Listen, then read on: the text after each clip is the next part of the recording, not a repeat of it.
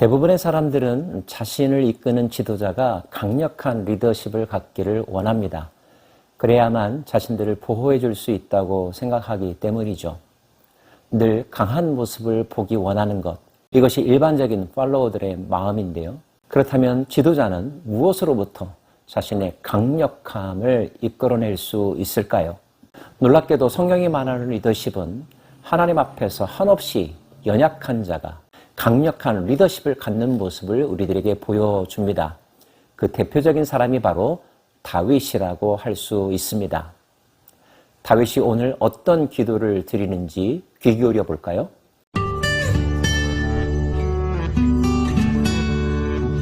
여호와여, 악인에게서 나를 건지시며 포악한 자에게서 나를 보존하소서. 그들이 마음속으로 악을 꾀하고 싸우기 위하여 매일 모이오며 뱀같이 그 혀를 날카롭게 하니 그 입술 아래에는 독사의 독이 있나이다. 여호와여, 나를 지키사 악인이 손에 빠지지 않게 하시며 나를 보존하사 포악한 자에게서 벗어나게 하소서. 그들은 나의 걸음을 밀치려 하나이다.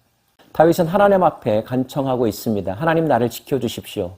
악인들로부터, 포악한 자들로부터 나를 보호하여 주십시오. 이렇게 다윗이 연약한 모습으로 하나님께 기도하는 모습을 누군가가 지켜본다면 그는 속으로 어떤 생각을 할까요? 다윗도 별 수 없구나. 겁이 많구나. 혼자서는 아무것도 할 수 없구나. 내가 저런 사람을 리더로 따라도 될까? 그런 생각을 할까요? 아니면 하나님 앞에 진실되게 하려는 그의 모습을 보고 존경하는 마음, 신뢰하는 마음을 더 갖게 될까요? 왕의 자리에 오르기도 어렵지만 그 자리를 지킨다는 것은 더더욱 어려운 일입니다. 예나 지금이나 대부분의 최고 통치자들은 자신을 향하여 도전해오는 세력들에 맞서기 위하여 모든 지혜와 힘을 모아 자신을 지키며 그 공동체를 이끌어가고 있습니다. 지도자는 자신의 정적들을 언제나 물리칠 수 있을까요? 그렇지 못할 것입니다. 이길 때도 있지만 질 때도 있고 그 실수가 치명적일 때도 있죠. 다윗은 항상 자신의 연약함을 인정하며 하나님의 도우심을 구하는 사람이었습니다. 하나님 앞에 어린아이의 모습, 겁 많은 모습, 도움이 필요한 모습을 보이는 것에 대하여 주저함이 없었죠. 사람 앞에서라면 모르지만 하나님 앞에서 그 어떤 것도 숨길 필요가 없다고, 오히려 자신의 연약함을 드러내므로 하나님의 도우심을 얻어내는 것이야말로 모든 싸움에서 승리하는 비결인 것을 그는 알고 있었기 때문입니다. 교만한 자, 악한 자, 포악한 자들이 파놓은 함정과 설치해놓은 올무에 빠져들지 않는 길, 하나님의 특별한 도우심이 있어야 된다고 늘 믿고 있었습니다. 내가 여호와께 말하기를 주는 나의 하나님이시니 여호와여, 나의 간구하는 소리에 귀를 기울이소서 하였나이다. 내 구원의 능력이신 주 여호와여, 전쟁의 날에 주께서 내 머리를 가려 주셨나이다. 그가 간구할 때 그는 확신했습니다. 하나님이 자신의 탄원을 들으신다는 것을, 그리고 반응하신다는 것을. 그가 위기에 몰려 있을 때 하나님이 그를 도와준 적이 한두 번이 아니었다는 사실을 오늘도 고백하고 있죠. 전쟁의 날에 그의 머리를 지켜주셨다고요. 날아오는 화살을 막아주셨습니다. 교묘한 속임수에 빠져들지 않게 하셨습니다. 결정적일 때에 그를 도와주고 그에게 피할 길을 열어주는 참모들이 있었습니다. 그러한 일들이 반복되면 반복될수록 그는 자신을 향한 하나님의 사랑과 보호하심을 느꼈고, 그럴수록 더더욱 하나님께 감사하며 하나님을 의지하는 삶을 선택했던 것입니다. 여호와여, 악인의 소원을 허락하지 마시며 그의 악한 꾀를 이루지 못하게 하소서. 그들이 스스로 높일까 하나이다. 나를 애워싸는 자들이 그들의 머리를 들 때에 그들의 입술의 재난이 그들을 덮게 하소서. 뜨거운 숯불이 그들 위에 떨어지게 하시며 불가운데와 깊은 웅덩이에 그들로 하여금 빠져 다시 일어나지 못하게 하소서. 악담하는 자는 세상에서 굳게 서지 못하며 포악한 자는 재앙이 따라서 패망하게 하리이다. 악인들은 자신의 목적을 성취하기 위하여 온갖 수단과 방법을 마다하지 않습니다. 그 모든 것들을 인식하고 대비하고 이겨내는 것, 철저한 대비와 뱀 같은 지혜와 강력한 힘이 필요할 것입니다. 다윗 스스로 그것을 위해 노력하겠지만 더 중요한 것, 하나님의 은혜가 더해져야 한다는 사실.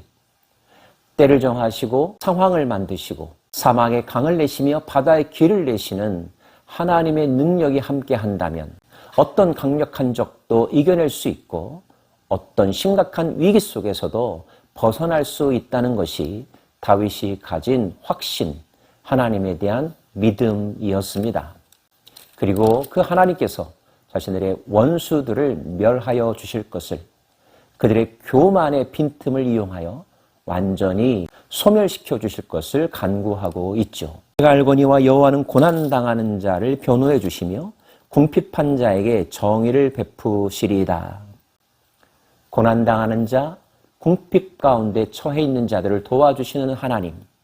그러나 가난하다는 것 자체가, 궁핍하다는 것 자체가 하나님의 도우심을 무작정 끌어내지는 못합니다.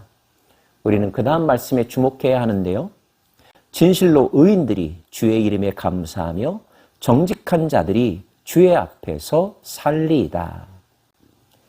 정직한 자들이 고난당할 때, 의로운 자들이 궁핍한 가운데 있을 때 하나님은 그들을 포기하지 않으시고 내버려두지 않으시고 나서서 막아주시고 구해 주실 거라는 뜻입니다.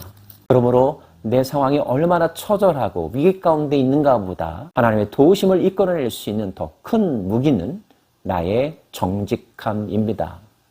의로운 마음입니다. 하나님과 올바른 관계를 맺으며 영원토록 그와 함께 살고자 하는 마음, 하나님의 뜻을 분별하며 그 뜻을 실천하며 살고자 하는 선한 의지, 이것이 더 중요하고 본질적이라는 것을 우리는 잊지 말아야 합니다. 하나님은 무엇보다도 마음을 감찰하시는 분이십니다. 우리가 가진 소유물이 많고 적음, 우리가 가진 능력이 크고 작음은 큰 문제가 되지 않습니다. 약할 때 강함 되신다는 찬양의 가사를 알고 계시죠? 하나님은 낮은 자를 들어 높여주시고 가난한 자를 들어 부유한 자를 부끄럽게 하실 수 있는 분이십니다. 중요한 것은 우리가 하나님과 깊은 관계를 계속하여 유지하고 있는가 하는 것이죠. 자신이 약한 존재라는 것을 인정하는 것, 하나님 앞에 솔직한 모습으로 나아가는 것, 주저하지 않기를 바랍니다.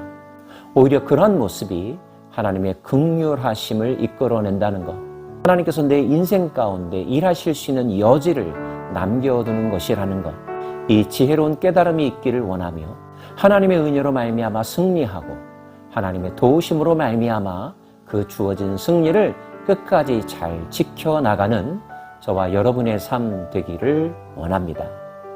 사랑하는 여러분, 오늘도 주님과 함께 하십시오.